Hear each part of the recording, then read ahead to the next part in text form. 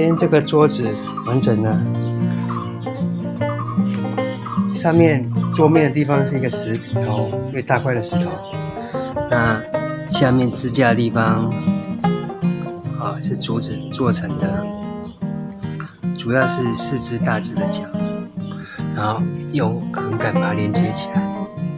那为了加强把它的强度，这边横支架的地方有穿孔，然后绑绳子给它固定牢一点，绑在粗的竹竿上面。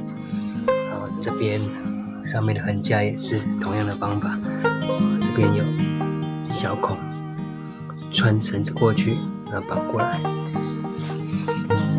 然后就有4只脚，4只粗的脚，然后4根横杆。那中间这边多了一只脚，加强它的强度、承重。然后它是用一个鱼口的接法，接到上面的横杆上面，多一个支撑力到地上。那这就是这个桌面，这个户外的桌子。哇，很多舒服，凉凉的风吹过来，